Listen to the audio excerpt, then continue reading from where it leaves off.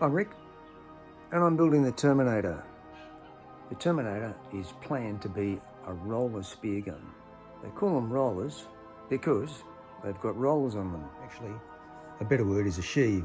The Terminator is planned to be an inverted roller. In an inverted roller, the rubbers are underneath the stock and the bridle comes up around the rollers, around the sheaves, to engage with the spear on top of the spear gun. I need sheaves for the Terminator. A lot of people go for pretty fancy sheaves. They go for, made out of high-end materials with really fancy bearings in them, ceramic bearings.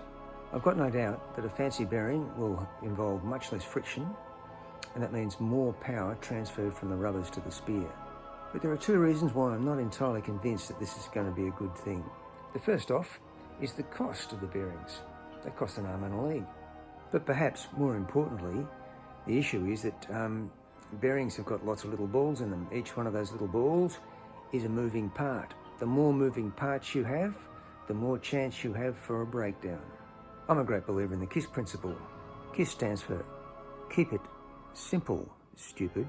So I want to have a simpler sheave. I want a plain bearing, that is, just a hole through the middle of the sheave, bearing on a piece of stainless steel. I've been told, by people who know, that such a bearing makes it a little bit harder to load the gun, but really has very little effect on the amount of power or the distance and speed of the spear when it comes out of the gun. Thanks for the heads up, Paul, and if they don't work, I can always change them later. So, I decided to make my own sheaves. They do need to be circular and they do need to be symmetrical. So I decided I'd try and turn them up on a wood lathe. I've got access to a lathe at the local Woodcrafters Club. I thought I'd get hold of some delrin and try and turn up my own sheaves. I got my strip on eBay. Delrin's pretty tough plastic. It's sometimes used to substitute for metal, but you can work it with hand tools.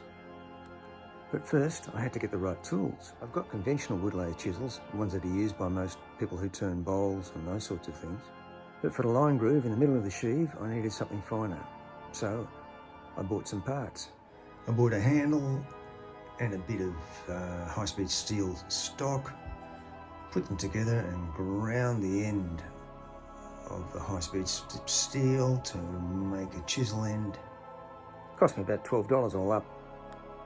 I roughed out an octagon, drilled a hole through the middle, shoved a stainless bolt up and then put it in the lathe. I took off the corners, made it round, and got it to the right diameter using a flat-ended blade. Then I used the small chisel I'd made to cut out the line groove in the middle. I used calipers to check the measurements. How did it turn out? Well, like most of these things, not as bad as I feared, and perhaps not quite as good as I'd hoped. Certainly, it's symmetrical, it's round, the shape, the measurements are just exactly as I'd hoped. The finish is not quite as nice as I'd hoped, but that doesn't really make much difference to its function. I reckon the sheaves are fit for purpose. Now that I've made a couple and had a bit of practice, got familiar with the tools and the materials, I can make more if I want to.